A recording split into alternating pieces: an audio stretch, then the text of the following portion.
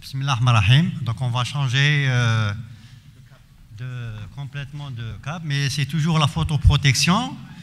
Donc l'équipe de Schleff m'a demandé de parler de la photoprotection. Donc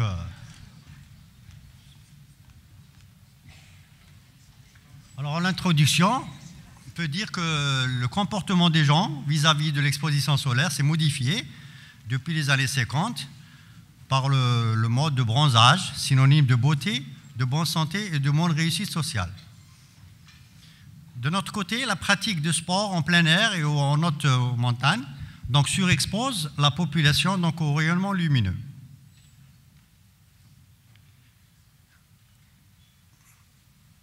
Les bénéfices immédiats de l'exposition solaire, comme l'action calorique, antirachitique et antidépressive, tendent à occulter les effets néfastes. Donc il y a le bénéfice, mais il y a aussi donc, le côté néfaste du soleil, comme donc, le coup de soleil, surtout les UVB, les rayons ultraviolets B.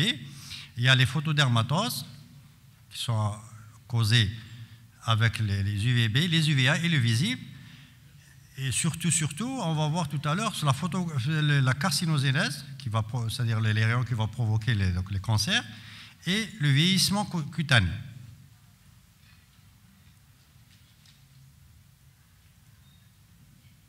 Face à cette agression solaire, la peau dispose de moyens naturels de défense, bien sûr, mais qui sont inégalement répartis donc, entre les individus. Alors on va parler de ce capital soleil qui est propre à chaque sujet, doit être connu, géré et économisé par chacun. Du moins, surtout pour nous, âgés comme moi, c'est trop tard. C'est surtout pour nos enfants, donc il faut savoir comment on va faire gérer ce capital soleil. Car les effets à long terme des rayons ultraviolets sont cumulatifs tout au long d'une vie et apparaissent dès qu'une dose seuil est dépassée. Donc, on s'expose tout le temps au soleil, mais arrivé à un seuil qu'on ne doit pas dépasser, on commence à faire donc surtout le cancer. On commence par la photoprotection naturelle. Alors, parmi les mécanismes de défense, on cite la pilosité, par exemple comme le cuir chevelu qui va protéger le crâne contre le rayonnement solaire. Il y a la barrière cornée, c'est de la peau, donc il y a surtout les filaments de kératine, les lipides de surface, les constituants du sébum.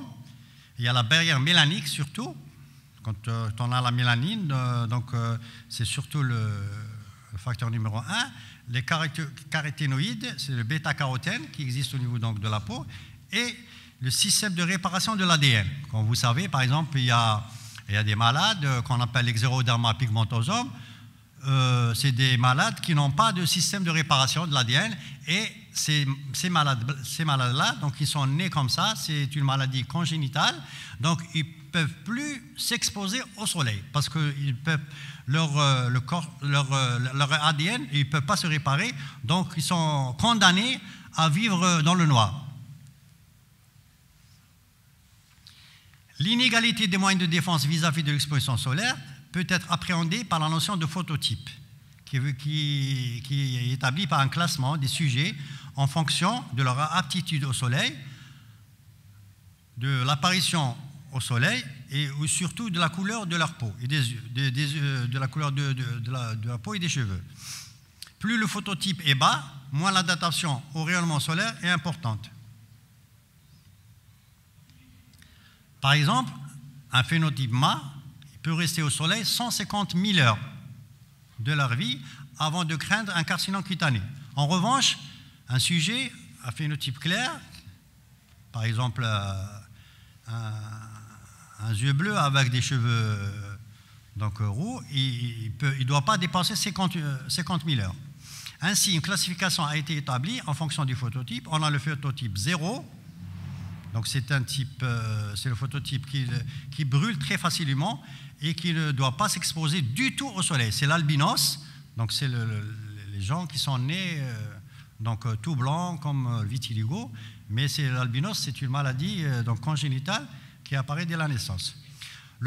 Alors que le vitiligo, c'est acquis, c'est une maladie acquise. Le phototype 1, c'est un phototype qui brûle, mais qui ne bronze jamais, c'est-à-dire le roux. Il y a après donc le blanc aux yeux bleus, c'est le phototype 2, le châtain, le phototype 3, le brun, le phototype 4, le mat, donc le phototype 5, et la peau très pigmentée, qui ne brûle jamais, comme celle de notre ami Dr Heddi. Il peut rester comme il veut au soleil. Alors, le spectre et l'intensité des rayons ultraviolets varient en fonction de nombreux facteurs. Donc, il y a l'exposition solaire, mais il y a certains facteurs qui vont entraver à cette intensité, qui vont entraîner plutôt c'est l'heure du jour. Par exemple, l'heure du jour, elle est très importante en été qu'en hiver. C'est-à-dire en été, 30%, et en hiver, 50% de l'énergie des rayons ultraviolets sont délivrés entre 11h et 13h. La saison aussi, l'énergie maximale, elle débute le mois de juillet. Et aussi la latitude, donc l'efficacité érythrémale des UVB est divisée par 5 quand on passe des tropiques, par exemple, à l'Europe du Nord. Il y a la latitude aussi, l'augmentation de 4% des rayons ultraviolets tous les 300 mètres. La couverture nuageuse et la pollution atmosphérique, la réflexion de surface est variable selon le type de sol. Par exemple, on se trompe quand on part faire du sport d'hiver, par exemple. La neige, elle fait réfléchir les rayons ultraviolets. Il y a l'eau aussi, il ne faut pas se tromper. Même quand on est dans l'eau et on a le corps qui est trempé dans l'eau, mais le visage qui est découvert, on peut donc être agressé par les rayons ultraviolets. On a de 10 à 20%. Pour le sable, c'est la même chose. On peut recevoir 15 à 25% de rayons ultraviolets tout en étant sur le sable, même sans se baigner. Facteur de risque photoclimatique, l'exposition professionnelle ou de loisirs constitue un facteur de risque déterminant. Ainsi, un individu travaillant à l'abri reçoit 3% de rayons ultraviolets, alors qu'un autre qui travaille au grand air, dans un chantier par exemple, est soumis à des doses 10 fois plus supérieures.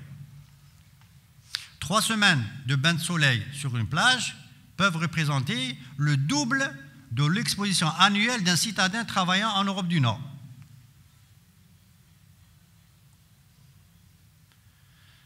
La photoprotection contre les rayons ultraviolets, on sait que les rayons ultraviolets B sont 1000 fois énergétiques que les UVA. La proportion des UVA émises par le soleil et atteignant la surface de la Terre est 10 fois supérieure à celle des UVB. Contrairement aux UVB, les rayonnements des UVA ne sont pas atténués par la couche d'ozone entourant notre planète. Ils traversent les nuages, le verre, et leur émission est constante tout au long de la journée, du lever du soleil jusqu'au coucher. Toujours les UVA, 90% des radiations UVB sont stoppées par la couche cornée. Mais plus de 50% des radiations UVA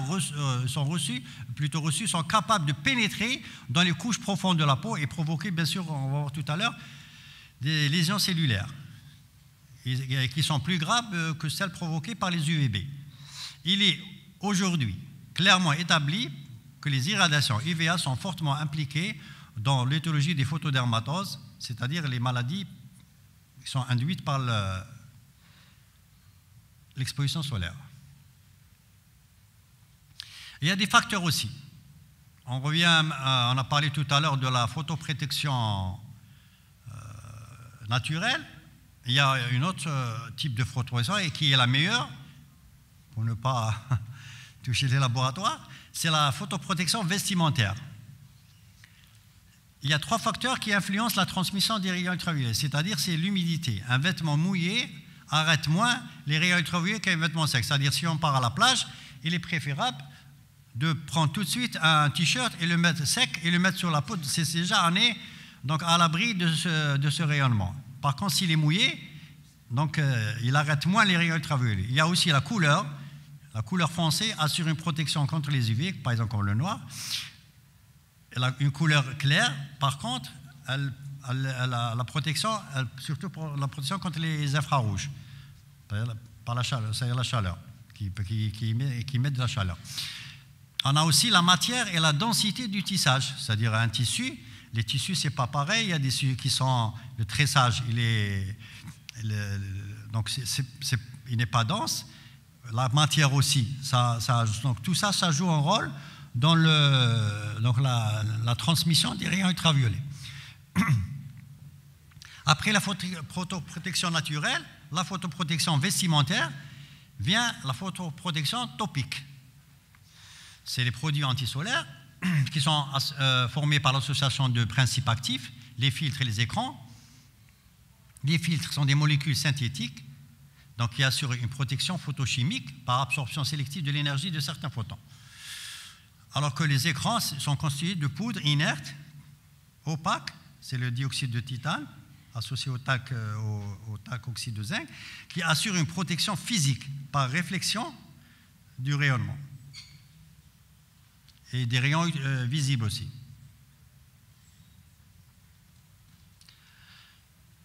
Alors, on va voir maintenant les facteurs de protection solaire. Ces facteurs ils vont permettre d'apprécier l'efficacité des crèmes qu'on utilise solaires et qui doivent tenir compte, parce qu'au départ, il y avait la majeure partie dans les années 50 et 60, même 70, les majeures parties des écrans solaires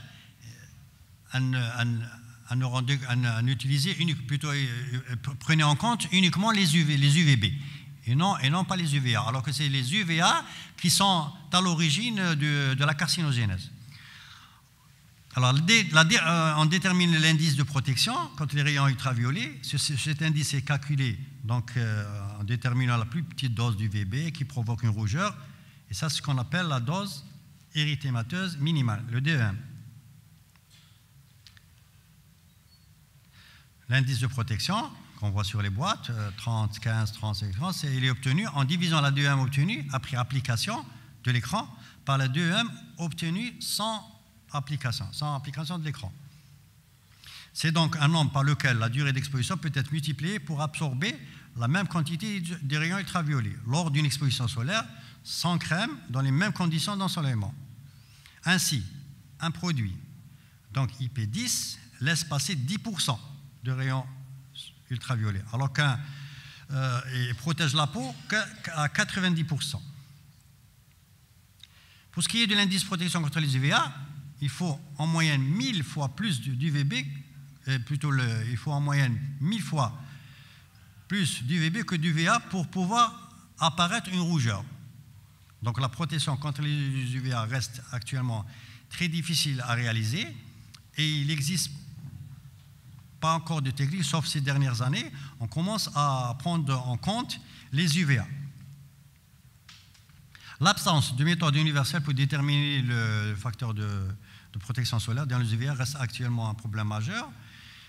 Et il y a beaucoup de problèmes qui se posent c'est-à-dire ce qu'affichent les fabricants concernant la photoprotection, parce que ce qui a été remarqué ces dernières années, c'est-à-dire vu l'abus de l'utilisation des crèmes solaires, est-ce que ces crèmes solaires ne sont pas efficaces ou encore les gens prennent tout leur temps ou restent beaucoup au soleil tout en appliquant ces crèmes solaires, tout en sachant qu'ils sont protégés, alors que la protection, elle a des règles et c'est-à-dire elle doit être rigoureuse, ce qu'on va voir tout à l'heure.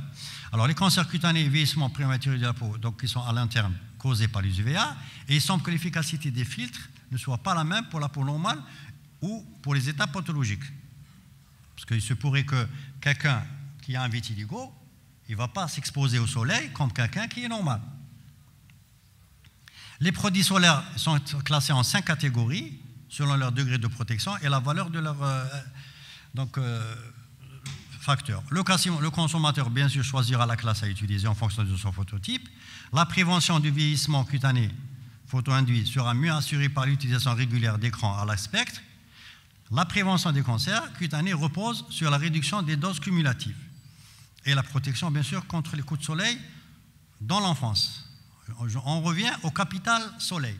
Donc, il faut agir dès l'enfance, c'est-à-dire, il faut, pour économiser notre capital soleil, surtout pour les enfants, donc il faut prendre certaines règles, c'est-à-dire que l'enfant, il ne faut pas le laisser s'exposer au soleil comme il veut, partir, donc comme l'été arrive, à partir à la plage et laisser l'enfant à des heures et des heures au soleil, utiliser surtout la protection vestimentaire chez l'enfant, elle est très simple. Pour les produits de photoprotection maximale, qui sont supérieurs à 50, devaient être uniquement prescrits, bien sûr, par les médecins. Donc, c'est parce qu'elle est réservée aux malades qui sont atteints de photodermatose, par exemple le lupus érythémateux ou des malades qui ont une lucite, c'est qui ne supportent pas l'exposition solaire, ou des sujets très sensibles qui sont soumis à un ensoleillement extrême. Il n'y a pas de produit solaire miracle. Il faut insister sur la nécessité d'utiliser des antisolaires comme complément pour la protection. Plutôt comme complément, il faut utiliser la protection vestimentaire. C'est-à-dire chez les enfants, il ne faut pas se limiter à la prescription, plutôt à l'utilisation des produits photosolaires, plutôt des écrans solaires. Il faut toujours associer la protection vestimentaire, et la protection vestimentaire passe en premier, parce qu'elle est très simple, tout le monde, et elle est à la portée de tout le monde. Dernièrement, j'ai lu un article concernant le cancer cutané, la relation cancer cutané, spectre solaire et photoprotection. Alors cet article, il parle de la responsabilité des rayons ultraviolets dans la survenue des carcinomes. Elle est parfaitement établie. Leur rôle dans la genèse des carcinomes basocellulaires et les mélanomes est plus complexe, mais elle existe néanmoins. Pour mieux comprendre les mécanismes de la carcinogénèse induite par le spectre solaire, doit permettre d'optimiser la photoprotection. Les UVB de longueur d'onde plus courte que les UVA agissent sur les kératinocytes, donc c'est superficiel, sur l'épiderme, alors que les UVA parviennent jusqu'au derme et interviennent à la fois dans la carcinogénèse et le vieillissement actinique. Les effets délétères des rayons ultraviolets passent par deux mécanismes.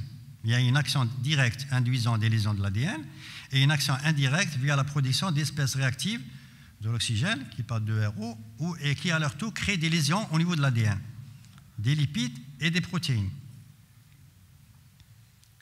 Les UVB agissent surtout directement sur l'ADN au niveau de la thymine et de la cytosine, engendrant des photoproduits dans les dimères, ce qu'on appelle les CPD, responsables de mutations retrouvées dans les carcinomes épidermoïdes. Alors que les UVA courts et lents, et probablement aussi la lumière visible et l'infrarouge, créent surtout un stress oxydatif donnant lieu à la génération de l'ERO qu'on a vu tout à l'heure. Les lésions engendrées diffèrent selon le type cellulaire. Les kératinocytes sont plutôt vulnérables à l'action de ces CPD plutôt, et les mélanocytes sont davantage sensibles au stress oxydatif. Les mutations induites par les UVB concernant la couche superficielle de l'épiderme, alors que les mutations engendrées par les UVA se situent au niveau des cellules basales. Face à ces dégâts-là, la peau dispose de systèmes de réparation complexes, interagissant les uns avec les autres. Les deux principaux de ces systèmes, c'est le nucléotide excision repère et le base excision repère. Alors, les progrès accomplis dans la compréhension du rôle joué par les rayonnements solaires dans la carcinogénèse démontrent clairement la nécessité d'une protection large, incluant UVB, UVA court et UVA long, et peut-être également la lumière visible et aussi les infrarouges. L'utilisation régulière et correcte d'un produit solaire diminue l'incidence des kératoses actiniques, ce qu'on voit souvent chez les agriculteurs ou chez les gens qui travaillent au soleil, et les carcinomes épidermoïdes, ce qu'on appelait avant les épithéliomas à basocellulaire. Cela vaut pour la population générale, mais aussi pour les patients qui sont immunodéprimés, transplantés et aussi atteints de xéroderma pigmentosum. Pour l'élément du choix de photoprotecteur, c'est une crème solaire, il y a certains critères. Donc les critères idéaux, c'est l'innocuité, la galénique et bien sûr la photostabilité. C'est-à-dire il faut, pour qu'un produit solaire soit valable, il faut son innocuité est maximale pour les écrans minéraux qui ne traversent pas l'épiderme et peuvent être utilisés sans crainte, surtout chez les enfants. La galénique est également très importante, c'est-à-dire que soit on utilise un gel ou un lait ou une lotion, suivant la région. Et enfin, la photostabilité, parce qu'avant, les photoprotecteurs qu'on utilisait les dernières années, donc il n'y avait pas cette photostabilité. Alors le sujet s'expose au soleil,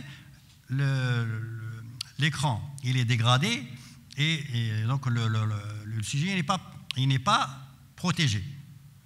Donc la photostabilité du produit indique l'absence de dégradation de la molécule lors de l'exposition solaire, ce qui permet d'avoir une protection durable. Alors, diverses informations doivent être toujours associées à la prescription d'un photoprotecteur. C'est le phototype, bien sûr. Donc on doit donner un écran suivant le phototype qu'on avait vu de 0 jusqu'à 6. De la notion de climatisation, c'est la qualité et la quantité du rayonnement solaire, qu'on soit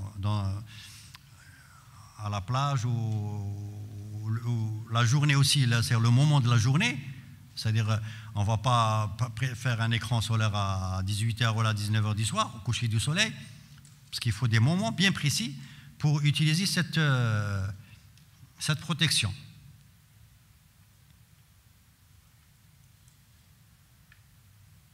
Alors, pour le conseil, il faut utiliser des écrans minimum entre 15 et 30. Maintenant, on a jusqu'à 100. L'écran doit être appliqué une demi-heure avant. On a vu des gens à la plage et appliquer la khor et direct plonger. Alors que il faut qu'il soit appliqué, il doit rester un bout de temps pour s'exposer. Et puis toutes les 12 heures, c'est-à-dire une fois qu'il va dans le bain, et après le bain, donc le produit n'existe plus, il doit réappliquer le produit. Il faut recommander aussi d'appliquer une quantité suffisante du produit et qu'il soit réparti sur tout le corps. C'est-à-dire qu'il applique, il dit les avant-bras ou les dirouja ou le dos, ça ne sert à rien. On revient sur la protection vestimentaire, qui est un élément indispensable.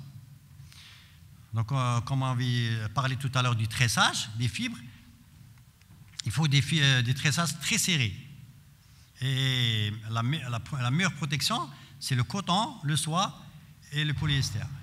Un vêtement humide, on avait dit qu'il laissait passer beaucoup de rayons, donc il faut utiliser toujours un vêtement sec et la couleur, qui renvoie au maximum les rayons ultraviolets.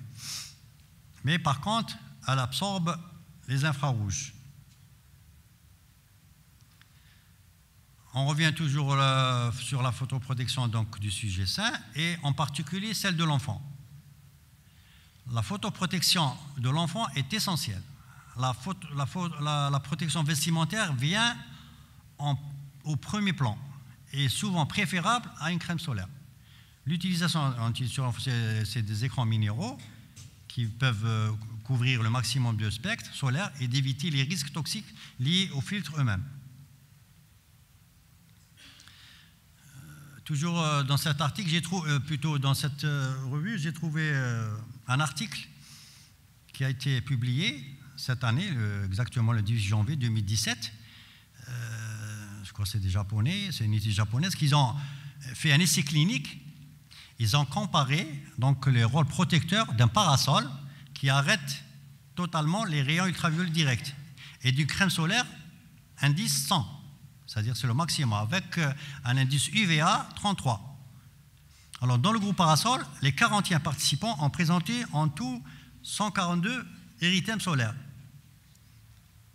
Mais observés dans toutes les zones contre 17 de le groupe solaire.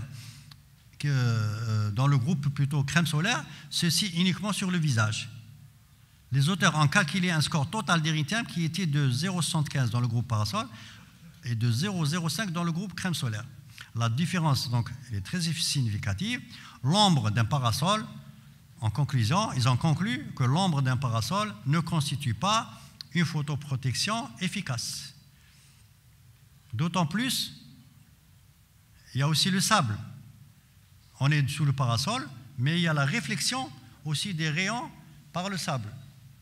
Donc, doublement, on est exposé aux rayons ultraviolets. Enfin, je termine par ces règles d'exposition solaire que vous trouvez sur Internet, qui doivent être respectées.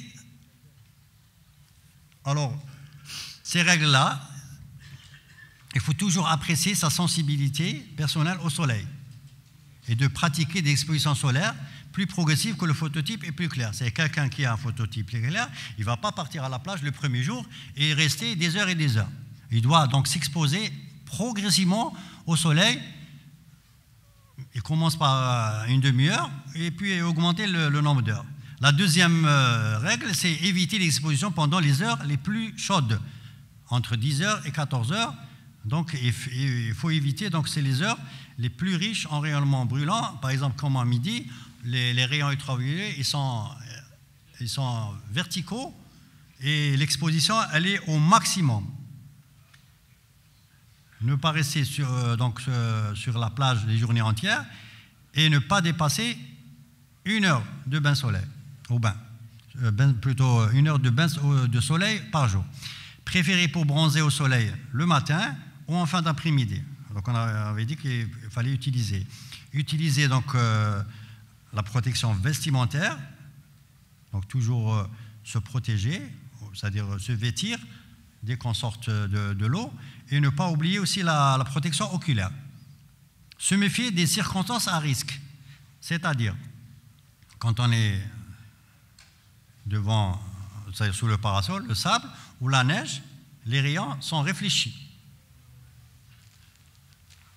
Sous un parasol, environ 30% des rayons ultraviolets nous parviennent par la réflexion du sable.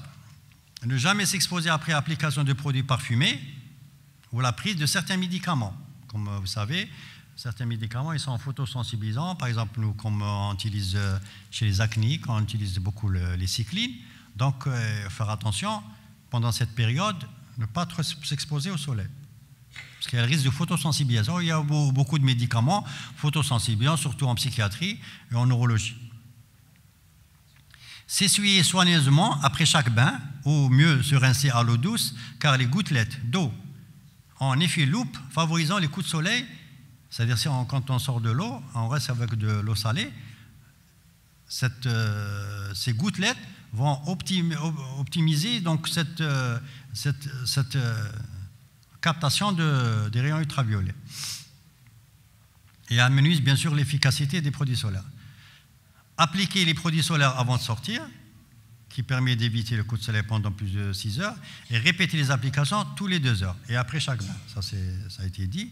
Enfin, donc, appliquer régulièrement des produits antisolaires performants, qui sont adaptés au phototype et aux conditions d'ensoleillement, suivant le moment ou l'heure d'application. Dans le but non pas d'augmenter le nombre total d'heures d'exposition, ni de promouvoir un bronzage intense, mais au contraire de permettre une exposition raisonnable sans risque. Je vous remercie.